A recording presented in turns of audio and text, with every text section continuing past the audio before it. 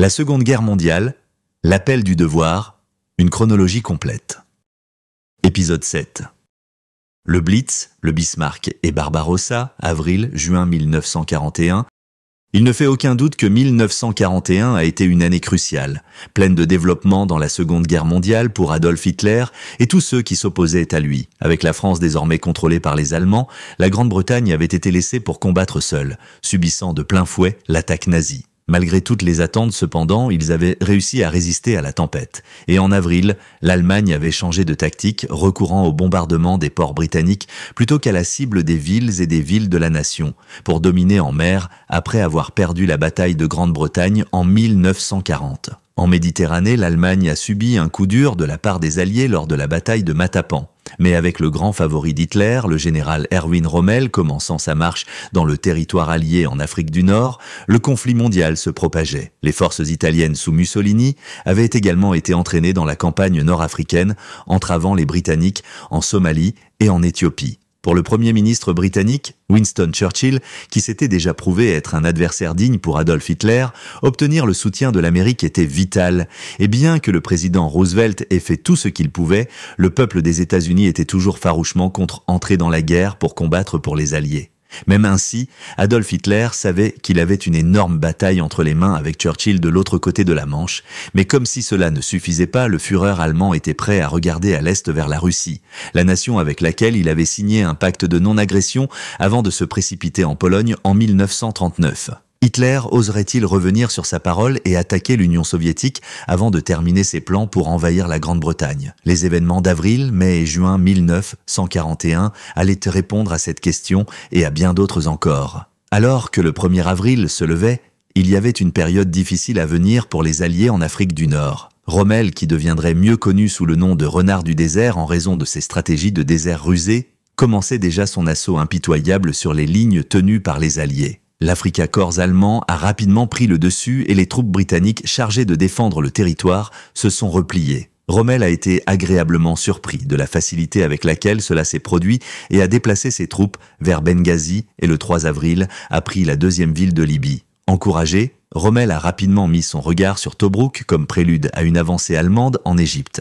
L'Afrique du Nord et le Moyen-Orient étaient des foyers d'activité pendant cette phase de la Seconde Guerre mondiale, tous les côtés du conflit se battant pour maintenir l'accès aux approvisionnements en pétrole, avec des partisans de l'Axe dans des pays comme l'Irak, donnant aux Alliés un véritable défi. Et pendant que la cause nazie était promue, leurs compatriotes allemands faisèrent de grandes avancées en Europe. D'ici le 6 avril, les forces utilisèrent leur tactique de blitzkrieg incroyablement réussie partout où elles allaient, et les troupes alliées stationnées en Grèce ont été rapidement vaincues. Encore une fois, les Alliés ont été forcés de se replier et la domination d'Hitler augmentait chaque jour. Les premières semaines d'avril 1941 étaient, du point de vue de la stratégie militaire, fascinantes. Alors que Hitler accélérait ses plans pour envahir la Russie, c'était Winston Churchill qui dirigeait Sir Stafford Cripps, l'ambassadeur britannique à Moscou, pour délivrer un message à Joseph Staline avertissant d'une possible attaque allemande. Quelques semaines plus tard, Churchill avertissait Staline en personne des plans d'Hitler basés sur des rapports de renseignement ultra. Mais à ce stade, le leader russe se préparait déjà, faisant appel à des troupes supplémentaires pour défendre les frontières de la nation, tout en apportant des renforts pour protéger Moscou. Et pendant que Churchill et Staline étaient pleinement occupés, Hitler a rapidement conclu un pacte avec les Japonais, promettant que s'il se trouvait en conflit avec les États-Unis, quelque chose qui semblait de plus en plus probable, alors l'Allemagne se joindrait à eux pour déclarer la guerre à l'Amérique. Les Soviétiques ont signé un traité similaire avec la Yougoslavie en cas d'attaque allemande, tandis que pour compliquer encore les choses, le Japon et l'Union soviétique ont signé un pacte de non-agression de 5 ans. Avec autant de manœuvres tactiques en cours et de changements d'allégeance, il était difficile pour quiconque de prédire ce qui allait se passer ensuite. Mais pour ceux qui étaient ciblés par Adolf Hitler, la menace la plus imminente était tout ce qu'ils avaient le temps de s'inquiéter.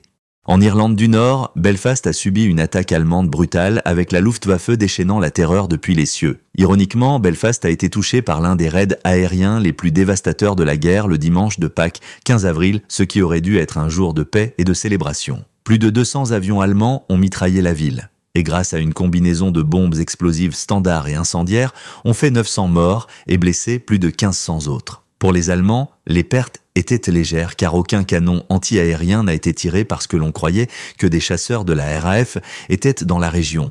bien qu'il n'ait jamais été réellement déployé. Et pendant tout ce temps en Afrique, Rommel continuait de progresser rapidement. Mais malgré ses gains, il a arrêté ses troupes au fort de Tobrouk, qui était destiné à devenir un champ de bataille pour de nombreux engagements militaires dans les mois à venir. Entre le 13 et le 15 avril, il semblait que les nazis étaient en passe de remporter une autre victoire facile alors que ces chars avançaient rapidement dans la ville. Mais ces chars sont devenus piégés alors que les Alliés ont tiré le meilleur parti de la situation, marquant le début d'un siège dont l'issue n'allait jamais être une conclusion préétablie. Les Allemands étaient également très actifs juste de l'autre côté de la Méditerranée, alors que Hitler prévoyait d'attaquer l'île de Crète, qui serait baptisée Opération Mercure. Cela consoliderait sa position ayant déjà attaqué le continent grec et nierait aux Britanniques une base pratique sur l'île. Car d'ici le 24 avril, la Grèce s'était entièrement rendue aux nazis, et la décision d'Hitler de cibler la Crète était une prochaine étape logique, et les manœuvres politiques continuaient. Roosevelt a proposé de transférer une partie de la flotte américaine dans l'océan Atlantique,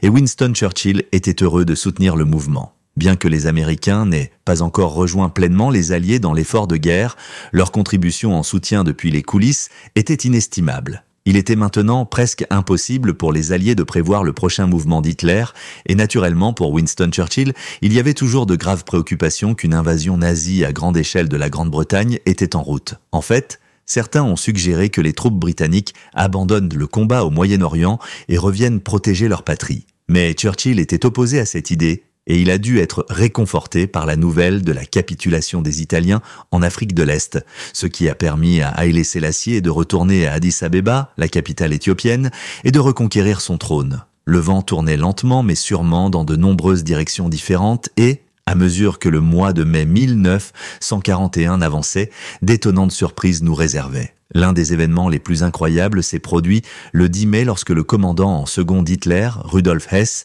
a été découvert avec une cheville cassée dans un champ écossais. Il est intéressant de noter que malgré sa longue et loyale dévotion à Hitler, Hess avait souvent été négligé alors que les éloges étaient prodigués à ses rivaux les plus bruyants pour attirer l'attention du Führer, Hermann Göring et Joseph Goebbels. Bien qu'il existe toutes sortes de théories du complot, on pense généralement que le mécontentement à l'égard du leadership hitlérien a poussé Hess à entreprendre une mission en solo, se rendant en Grande-Bretagne pour négocier une conclusion pacifique des hostilités avec Winston Churchill. À cette époque, il y avait une résistance allemande croissante, travaillant déjà à l'assassinat d'Adolf Hitler, donc Hess n'aurait en aucun cas été le seul à penser que les jours du Führer étaient comptés. Lorsque la nouvelle parvint à Hitler que l'avion de Hess avait décollé, des pilotes de chasse furent dépêchés pour l'empêcher d'atteindre sa destination. Hess a réussi à atteindre l'Écosse avant de devoir sauter en parachute, c'est ainsi qu'il s'est cassé la cheville. Pour Hess, la guerre était terminée après avoir été retenu prisonnier par les Britanniques jusqu'au procès de Nuremberg et il fut finalement envoyé à la prison de Spandau à Berlin où il resta jusqu'à sa mort en 1987. Mais pour la Luftwaffe, la journée du 10 mai s'est avérée très chargée car après Hess a effectué son atterrissage d'urgence en Écosse. Au total, 515 bombardiers ont attaqué Londres, frappant directement plusieurs des grands monuments de la ville, notamment le British Museum, le Parlement et le Palais St. James. Le nombre de victimes a atteint des proportions stupéfiantes, ce qui en fait le bilan le plus élevé pour un seul raid tout au long de la guerre, faisant 1364 morts, tandis que plus de 1600 ont été blessés. L'une des raisons du grand nombre de victimes était le manque d'abris anti-aériens pour une grande partie de la population de la ville. Des abris publics anti-aériens étaient disponibles, même si le gouvernement hésitait à en fournir un trop grand nombre au cas où les gens deviendraient trop dépendants de l'aide gouvernementale. Par conséquent, les familles ont été encouragées, grâce à la fourniture de matériaux subventionnés, à construire leurs propres abris, laissant ceux qui ne pouvaient pas prendre leurs propres dispositions utiliser les stations de métro de Londres comme refuge pendant les raids. Même si les pertes subies par les habitants de Londres cette nuit fatidique furent sans aucun doute dévastatrices, elles furent néanmoins quelque peu consolantes. Les défenses aériennes britanniques s'étaient considérablement améliorées et les Allemands n'allaient certainement pas pouvoir continuer à infliger de tels dégâts sans en payer le prix. À ce stade du conflit, le nombre moyen de victimes des avions de combat nazis par raid était passé de 28 seulement en janvier 1941 à 128 à la mi-mai. Malgré cela, de grandes améliorations technologiques ont été apportées aux Britanniques, tant au sol que dans les airs. Le radar a permis aux équipes au sol d'être prêtes bien avant le début des raids, et grâce aux radars aéroportés installés sur certains avions britanniques, les pilotes de la RAF ont pu engager avec succès l'ennemi. en particulier la nuit, lorsque la visibilité était sévèrement réduite. Contrairement à Belfast, Londres disposait également d'un important contingent de batteries anti-aériennes, ce qui permettait une cadence de tir constante contre la Luftwaffe, ce qui contribua certainement énormément à réduire l'efficacité de l'armée de l'air allemande. Les attaques aériennes d'Hitler contre ses ennemis, utilisant une série de bombes incendiaires pour paralyser l'industrie et détruire les logements, tout en brisant le moral du peuple, lui ont valu un grand succès. Mais les Londoniens étaient d'une constitution plus austère. Malheureusement, à Belfast, le bombardement d'une importante usine d'adduction d'eau a rendu la pression insuffisante pour combattre les incendies. Mais Londres n'a pas connu de telles difficultés et les équipes ont travaillé sans relâche pour empêcher les incendies de se propager. Alors que de nombreux membres des services d'urgence se battaient désormais pour leur pays, des volontaires ont pris leur place et les membres de la Home Guard ont réellement joué un rôle crucial pour empêcher Londres de brûler. Et il y avait beaucoup de travail à faire, alors en plus des pompiers et des secouristes, ces courageux volontaires ont également assumé des tâches telles que courir pour les éclaireurs, chargés de guider les camions de pompiers et les ambulances dans les pires situations, les flammes et les décombres, pour accéder aux blessés. Après ce raid sur Londres, une nouvelle vague de bombardiers de la Luftwaffe a frappé Birmingham 6 jours plus tard et a heureusement fait beaucoup moins de dégâts. Tout au long du Blitz, les villes britanniques et leurs habitants ont subi certaines des attaques les plus destructrices de tous les conflits à ce jour. Cependant, il n'était pas le seul pays à être attaqué de cette manière pendant la Seconde Guerre mondiale. Et, à mesure que la guerre tournait davantage en faveur des Alliés, les bombardiers britanniques et américains cibleraient-ils les villes allemandes avec des conséquences tout aussi épouvantables. Les bombardements aériens furent l'un des actes de guerre les plus dévastateurs utilisés tout au long du conflit entre les Alliés et les puissances de l'Axe. Alors que le bombardement tactique des troupes était l'objectif principal des forces aériennes, avant la Seconde Guerre mondiale, ces raids terroristes plus stratégiques devenaient rapidement à l'ordre du jour. Se concentrer sur la destruction de l'industrie et paralyser l'économie d'un pays était une considération majeure, tandis que terrifier les civils et briser leur morale était un autre objectif majeur. Pour que les Britanniques maintiennent un moral élevé, tout ce que les bombardiers allemands leur lançaient était d'une importance vitale, et Winston Churchill était sans aucun doute passé maître dans l'art de remonter le moral de la nation. Partout où il visitait des villes bombardées, les gens venaient l'acclamer, et Churchill était capable de faire sentir même à ceux qui avaient tout perdu que leur sacrifice n'avait pas été vain. En examinant de plus près ce qui s'est passé à Plymouth, on se rend compte à quel point les tactiques de raids aériens d'Hitler étaient mortelles et efficaces. Pendant les raids incessants sur la ville, même les abris anti-aériens n'étaient pas une garantie de sécurité, et lorsqu'un abri communautaire a été directement touché, 72 personnes ont été tuées, alors que des familles entières étaient anéanties. Sans surprise, au début du mois de mai, des plans ont été mis en place pour évacuer les enfants de la ville et ils ont été envoyés à la sécurité relative du nord de la Cornouaille le 3 mai, le lendemain de la visite de Churchill. Les braves gens de Plymouth avaient subi le poids effrayant d'une attaque soutenue de la Luftwaffe. Mais comme le reste du grand public britannique, ils ont refusé d'être intimidés. Lorsqu'une directrice d'école locale a cloué un panneau en bois sur la porte d'une église gravement endommagée, simplement en disant « Resurgam », elle a résumé l'humeur de Plymouth, le mot latin se traduisant littéralement par « Je me lèverai à nouveau ». Et alors que Churchill traversait les décombres de Plymouth, sa détermination à tenir bon contre Hitler devait avoir été renforcée alors qu'il encourageait les survivants, leur assurant que Plymouth, comme toute la nation, se lèverait effectivement à nouveau. Mais avec des villes britanniques comme Londres, Belfast et Plymouth, pour n'en nommer que quelques-unes, subissant de tels bombardements massifs, une contre-attaque contre les Allemands était inévitable. Tout au long du mois d'avril et du début du mois de mai, Hambourg et Berlin ont été frappés à plusieurs reprises par les bombardiers de la RAF, bien qu'ils n'aient pas pu infliger le genre de dommages que la Luftwaffe avait causé aux villes britanniques. Néanmoins, tout comme Hitler avait essayé de briser l'esprit britannique à travers le Blitz, la RAF a certainement entamé le moral allemand,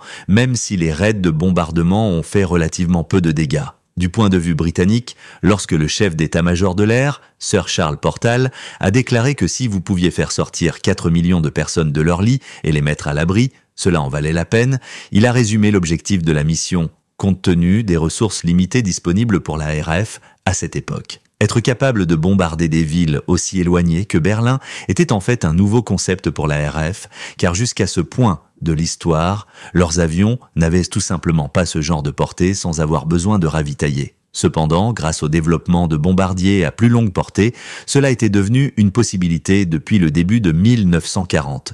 bien que sans aucun doute, ces raids aient poussé la RAF à la limite de leur technologie. Par conséquent, ces attaques sur les villes allemandes devaient être menées pendant les mois d'été, lorsque les heures de lumière étaient plus longues, mais cela rendait les avions alliés beaucoup plus susceptibles d'être repérés par les défenses ennemies. Ce ne serait qu'en 1942 que la RAF aurait les ressources pour bombarder efficacement les villes allemandes, et encore plus longtemps avant qu'ils ne les mettent pleinement en œuvre. Pendant ce temps, en Afrique du Nord, le siège de Tobrouk se poursuivait, mais le chef du commandement du Moyen-Orient britannique, le général Archibald Wavell, a vu une fenêtre d'opportunité inattendue. Avec autant de troupes de l'Axe engagées dans le siège, il y avait un front défensif faible entre l'Égypte et la Libye, et prompt à prendre l'initiative, Wavell a instigé l'opération Brevity le 15 mai. L'objectif principal serait d'acquérir ce territoire, de repousser Rommel et les Allemands de la frontière égypto-libyenne, puis de lancer une offensive sur Tobrouk. La première partie de l'offensive consistait à prendre le col de Halfaya, contrôlé par les Italiens,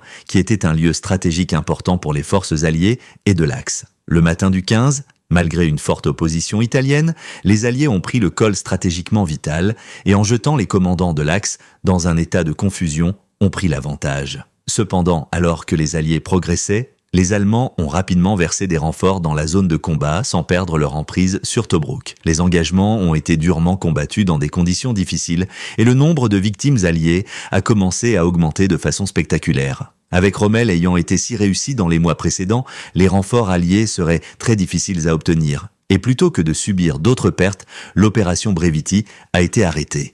En se repliant sur le col de Halfaya, les Alliés ont fait tout ce qu'ils pouvaient pour tenir cette position stratégique. Mais pour Rommel, l'opération Brevity l'avait alerté sur l'importance de ce col. Il donnait à celui qui le détenait une route d'approvisionnement sûre à travers la région et les Alliés n'ont pas pu le tenir longtemps car les Allemands ont lancé l'opération Scorpion pour le reprendre le 27 mai, annulant en effet tous les gains territoriaux qui avaient été réalisés grâce à l'opération Brevity. Alors que la conquête de l'Afrique avait toujours été une très grande partie du plan maître nazi, Hitler avait toujours su que neutraliser la menace posée par la marine britannique était d'une importance égale. Le principal objectif de la bataille d'Angleterre en 1940 avait été de détruire les avions de chasse de la RAF pour les empêcher de venir en aide aux navires de guerre britanniques lorsque l'Allemagne serait prête pour une invasion à grande échelle. En fait, Hitler avait commencé à construire des navires de guerre pour rivaliser avec ceux de la marine britannique dès le début des années 30, et lorsque la fierté de la marine allemande, le Bismarck, a été envoyé le 19 mai 1941, c'était la première sortie opérationnelle du navire. La mission du Bismarck avait été d'intercepter et de détruire les convois alliés en transit entre l'Amérique du Nord et la Grande-Bretagne. Avec la présence des sous-marins allemands, les navires alliés couraient de terribles risques, d'autant plus que les services de renseignement britanniques étaient incapables de suivre les positions de l'ennemi. Cependant, le 9 mai, il y avait une lueur d'espoir, car lorsque les forces alliées ont embarqué sur un sous-marin allemand capturé, elles ont pu récupérer une machine à chiffrer Enigma et les codebooks allemands. Une fois entre les mains des services de renseignement britanniques, avec les codebreakers à Bletchley Park au cœur de la campagne anglaise, les perspectives des Alliés dans l'Atlantique se sont considérablement améliorées car les transmissions radio codées allemandes ont été déchiffrées, donnant aux navires britanniques et américains un certain avertissement de l'endroit où l'ennemi les attendait. Alors que le Bismarck, accompagné du Prinz Eugen, un croiseur lourd allemand, tentait de s'échapper dans l'Atlantique, ils ont été repérés par la Royal Navy britannique et la bataille du détroit du Danemark a commencé. La principale victime de l'engagement a été le navire amiral de la Home Fleet britannique, le HMS Hood. Et lorsque la nouvelle est parvenue à Winston Churchill à Londres, il a exigé avec colère que le navire allemand responsable, le Bismarck, soit traqué et coulé. 2 jours plus tard, alors que le Bismarck se dirigeait vers la sécurité, des avions du HMS Ark Royal ont attaqué le navire ennemi et l'engin endommagé est devenu une cible facile. Le 27 mai, elle a finalement été coulée et enfin le peuple britannique, encore sous le choc des effets du Blitz, avait quelque chose à célébrer. La capture de la machine Enigma allemande et le déchiffrage ultérieur des derniers codes ennemis se sont avérés très bénéfiques pour la marine alliée, mais les implications étaient bien plus larges. Lorsque les plans d'Adolf Hitler pour l'opération Mercure, l'invasion de la Crète, ont été mis en action, grâce à Ultra, le codage Enigma déchiffré, les Alliés étaient déjà conscients qu'une attaque était imminente. Avec l'aide de la population civile de l'île, les Alliés ont combattu avec acharnement pour résister à l'invasion aérienne allemande et ils ont infligé de lourdes pertes aux parachutistes nazis. En fait, à la fin du premier jour, le 20 mai, il semblait que les Alliés avaient le dessus. Mais la bataille était loin d'être terminée et en raison d'une mauvaise communication, les Allemands ont réussi à prendre l'aérodrome de Malem à l'ouest de l'île, ce qui signifiait que des renforts pouvaient être acheminés par avion, submergeant les Alliés. Après 10 jours, les Allemands ont été victorieux et le général Wavell n'a eu d'autre choix que d'autoriser l'évacuation alliée de la Crète, laissant l'île sous contrôle nazi. Cependant, bien qu'Hitler ait décidé qu'il n'y aurait plus d'opérations aéroportées à grande échelle, en raison des lourdes pertes allemandes au début de la bataille de Crète, les Alliés ont été très impressionnés et ont commencé à envisager l'utilisation de parachutistes à l'avenir en construisant leur propre division aéroportée. Alors que tous les regards étaient tournés vers la guerre en Europe, la tension montait également en Extrême-Orient. Lorsque la guerre a été déclarée en 1939, les Japonais étaient déjà en guerre avec la Chine depuis 1937 dans la deuxième guerre sino-japonaise et les conséquences ont été très importantes. Partout où l'armée impériale japonaise a déclenché un conflit, le personnel militaire et les civils ont dû faire face au régime le plus brutal. Quelques mois avant le début de la Seconde Guerre mondiale, l'Amérique avait imposé des sanctions au Japon après leur bombardement terroriste de la ville chinoise de Chongqing en mai 1939, lorsque plus de 5000 civils ont été tués en seulement 2 jours. Un embargo a été imposé sur l'exportation de pièces de moteurs d'avions vers le Japon depuis l'Amérique, et au fur et à mesure que le temps passait et que les Japonais ne montraient aucun signe de vouloir arrêter leur quête implacable pour dominer l'Extrême-Orient, d'autres sanctions étaient destinées à suivre. Des nouvelles d'une attaque antérieure des Japonais sur la ville de Nanjing, où les atrocités les plus épouvantables ont été commises contre une population civile, ont également atteint l'Ouest et en plus d'imposer des sanctions contre les Japonais, le président Roosevelt a également fourni de l'aide à la Chine. Pendant la Seconde Guerre mondiale, Chongqing a subi de nombreuses attaques japonaises et alors que l'Allemagne et la Russie se préparaient à une bataille acharnée, les Japonais ont de nouveau bombardé la ville. Le 5 juin, une population civile largement sans défense a été prise pour cible, alors que l'armée de l'air de l'Empire du Japon a effectué plus de 26 sorties au-dessus de la ville, bombardant continuellement pendant plus de 3 heures. Le nombre réel de victimes n'a pas été enregistré, mais environ 4000 habitants ont été asphyxiés après l'effondrement d'un tunnel dans lequel ils se cachaient, les piégeant sous terre. Pour le peuple de Chine, comme pour celui de toute nation conquise par les Japonais, ce furent des temps véritablement terribles, avec la politique des 3 tous du Japon, tuer tous, brûler tous, piller tous, aucun quartier n'était jamais donné. Et pour les Américains encore en marge du conflit, les alarmes concernant le comportement barbare du Japon sonnaient maintenant fort et clair. Mais pour l'instant, la puissante USA devait se contenter de sanctions toujours plus importantes et d'un embargo sur le commerce avec le Japon. Le pétrole allait bientôt devenir un problème majeur alors que les Américains se préparaient à cesser de fournir les Japonais, qui bien sûr n'avaient pas de ressources naturelles propres. Ils avaient désespérément besoin du pétrole américain pour maintenir en marche les rouages de leurs machines militaires, ce dont le président Roosevelt était conscient. Cependant, acculer les Japonais dans un coin aurait des conséquences qu'il n'aurait jamais pu imaginer. Alors que le Japon restait une présence menaçante à l'Est, Roosevelt était également préoccupé par les développements de la guerre européenne à l'Ouest.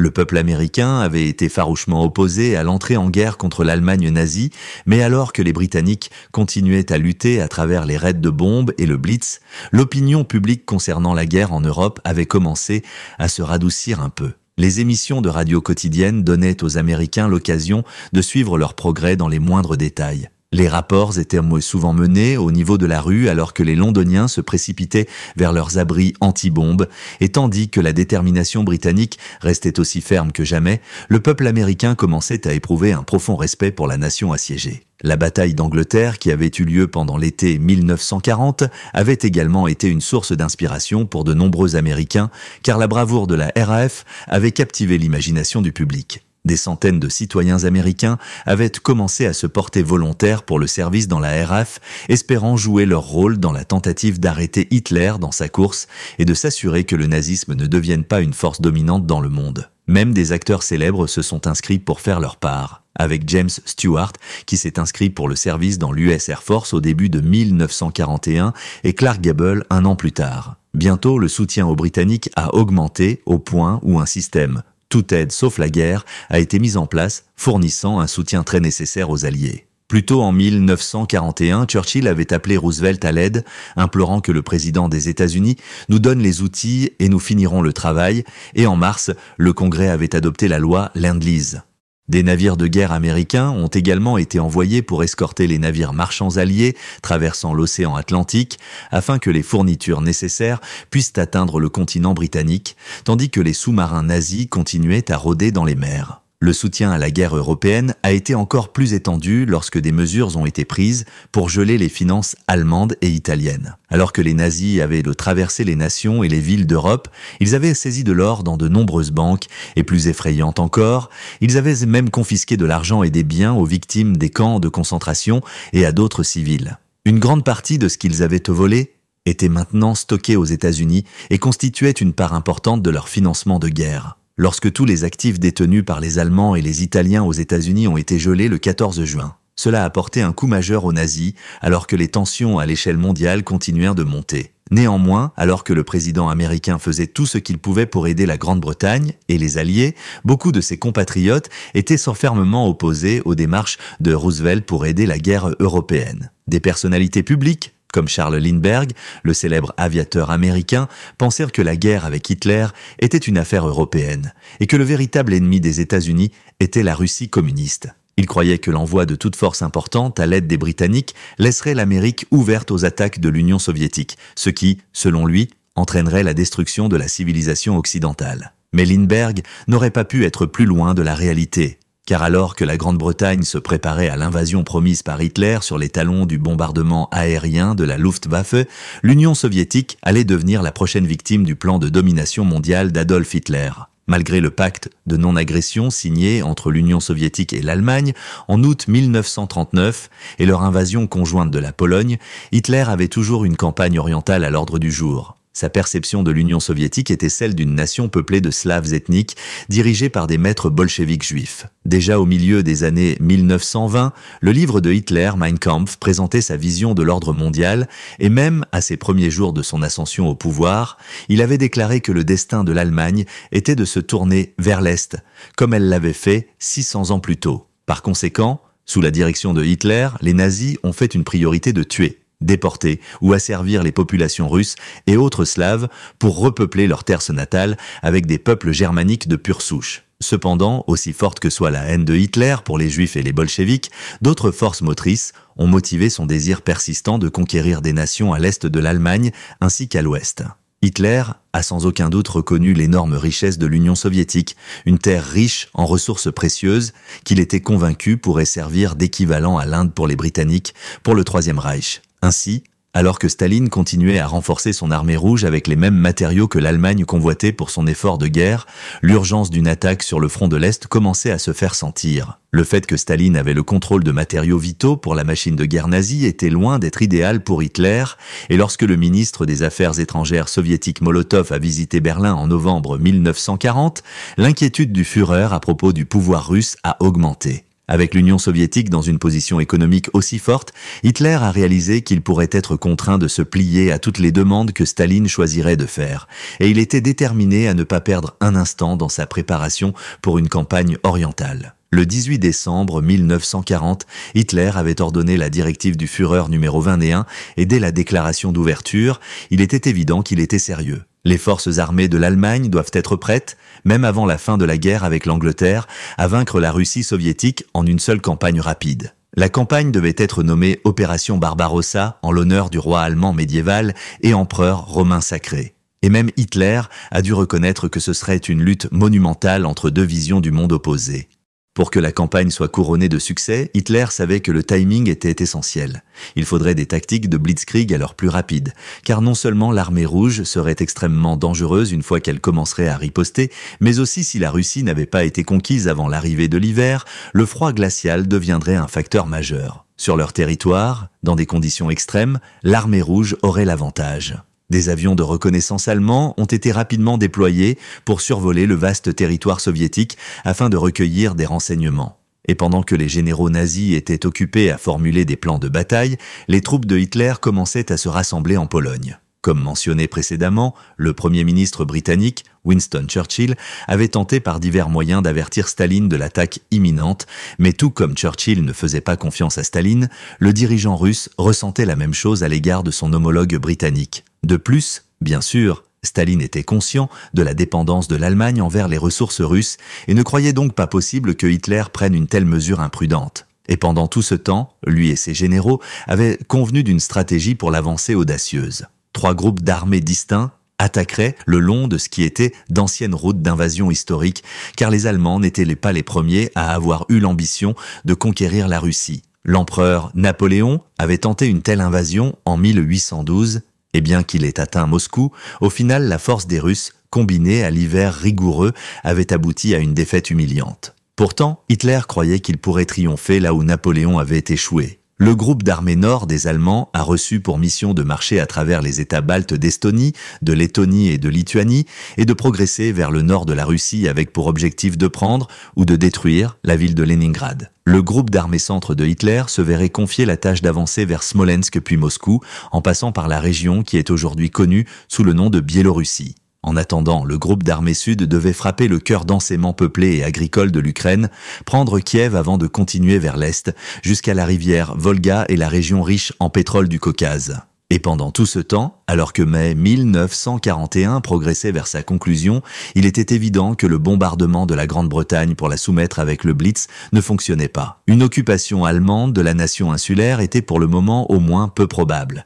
Et Adolf Hitler cherchait des moyens alternatifs de faire plier Winston Churchill et le peuple de Grande-Bretagne. Aussi bizarre que cela puisse paraître maintenant, les plans de Hitler pour attaquer la Russie ont été finalisés avec lui, croyant que si l'Allemagne démontrait sa puissance en battant l'armée rouge de Staline, les Britanniques seraient intimidés et capituleraient pacifiquement à toutes les demandes que le Führer pourrait faire. Cependant, en réalité, attaquer la Russie devait permettre à la Grande-Bretagne de respirer un peu alors que les ressources étaient réorientées vers l'Est. Malgré la conviction déterminée de Staline que Hitler n'allait pas attaquer l'Union soviétique, les preuves suggéraient rapidement que le dirigeant russe était naïf.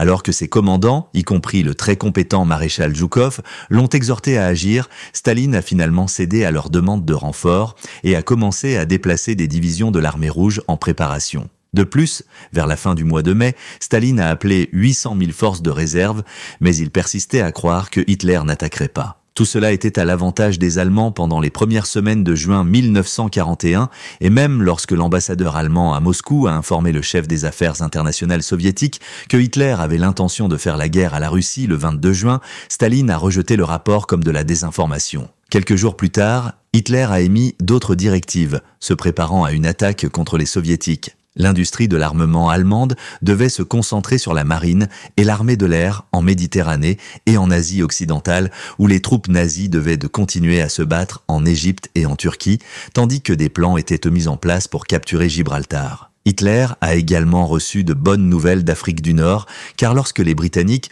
ont lancé l'opération Battle Axe pour tenter de lever le siège de Tobrouk, elle n'a duré que 3 jours, entre le 15 et le 17 juin, et a échoué lamentablement.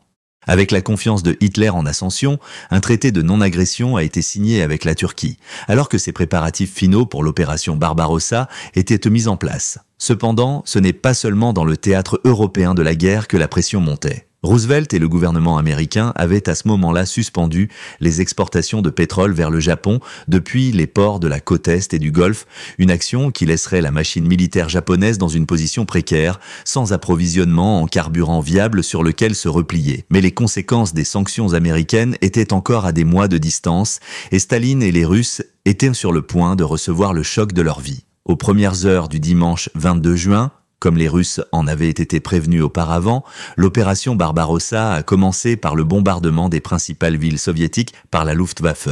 Sur le terrain, quelques 3 millions de soldats allemands sont entrés en action avec l'élément de surprise très certainement de leur côté. Lorsque la nouvelle de l'invasion est parvenue à Staline, il a manifestement eu beaucoup de mal à croire ce qui se passait, malgré les 90 avertissements distincts qu'il avait reçus des intentions de Hitler depuis juillet 1940. En fait, lorsque le maréchal Zhukov a téléphoné pour parler directement à Staline, le dirigeant russe a été, selon tous les comptes, complètement silencieux. Zhukov a demandé « Avez-vous compris ce que j'ai dit, camarade Staline ?»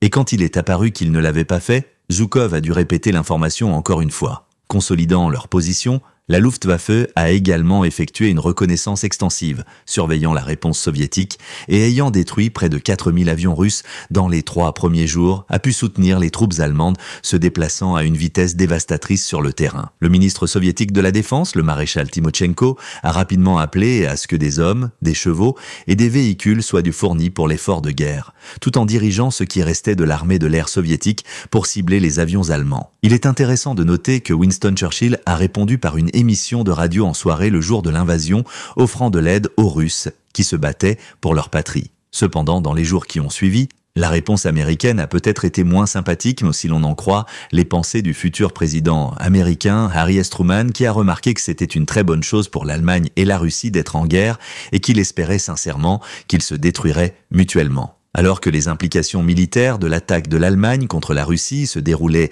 à travers les vastes étendues de l'Union soviétique, le champ de mine politique est soudainement devenu tout aussi dangereux. Il ne fait aucun doute que Hitler avait réveillé un géant endormi, bien qu'il faudrait plusieurs mois avant que les Allemands ne réalisent pleinement l'énormité de la tâche qui leur avait été confiée. Cependant, même au moment de l'invasion, le ministre des Affaires étrangères allemand, von Ribbentrop, a cherché à obtenir l'aide de ses alliés japonais, les exhortant à attaquer la Russie depuis le nord. Mais le Japon était occupé à préparer une offensive majeure contre les États-Unis et a clairement indiqué qu'il attendrait que les Allemands aient au moins capturé Moscou et atteint la rivière Volga avant de se joindre à la bataille contre les Soviétiques. Même ainsi, au fur et à mesure que les semaines de juin passaient, l'armée rouge russe avait bien assez à faire alors que la poussée allemande prenait de l'élan. À ce stade, les Russes étaient encore dans un état de chaos et de désordre, et lorsque la ville de Minsk est tombée le 27 juin, les chars de Hitler étaient déjà au tiers du chemin vers Moscou. Alors que 1941 atteignait son point médian,